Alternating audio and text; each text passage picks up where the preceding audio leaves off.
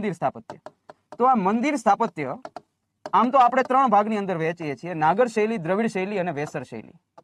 પણ દરેક શૈલીની અંદર અમુક વસ્તુ કોમન જોવા મળે કે આવી વસ્તુ તો ભારતના દરેક મંદિરની અંદર સમાન જ હોય. એને કહેવાય મંદિરની સામાન્ય રચના. તો એને આપણે કહીશું મંદિરની સામાન્ય રચના. હવે આ મંદિરની સામાન્ય રચનામાં કઈ કઈ વસ્તુનો સમાવેશ થાય કે તમારે મંદિર બનાવવું હોય તો એમાં કઈ કઈ વસ્તુ આવે?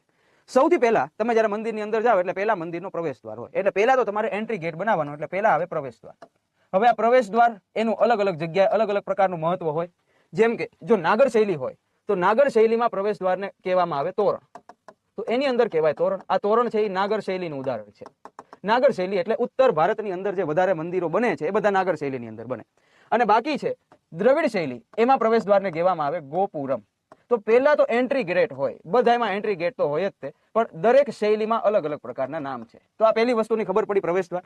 પ્રવેશ દ્વાર પછી તમે એન્ટર થાવ એટલે તમારે મોટું થોડું સુધી ચાલવાનું આવે ને પછી દાદરા ચડવાના આવે. દાદરા ચડવાનો મતલબ એવો થાય કે મંદિર થોડુંક જમીન લેવલથી ઉપર છે.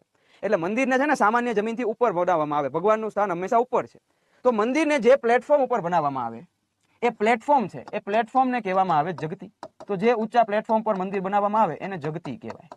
ઘણી વખત એવું થાય કે મંદિરને બહુ ઊંચા બનાવવાના હોય તો જગતીની નીચે તે એક પ્લેટફોર્મ રાખે. તો જગતી હોય ઘણી વખત, અને ઘણી વખત એ પ્લેટફોર્મમાં અધિષ્ઠાન તમને જોવા મળે.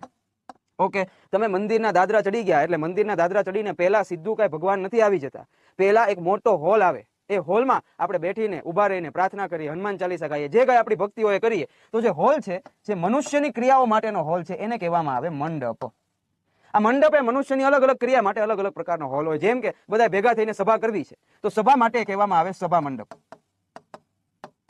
પછી પ્રાર્થના કરવી છે તો પ્રાર્થના મંડપ. ઘણાને એવું હોય કે ભાઈ પહેલા જઈને પ્રસાદી લેવી છે તો પ્રસાદી લેવા માટે જે હોય એને કહેવાય આવે ભોગ મંડપ.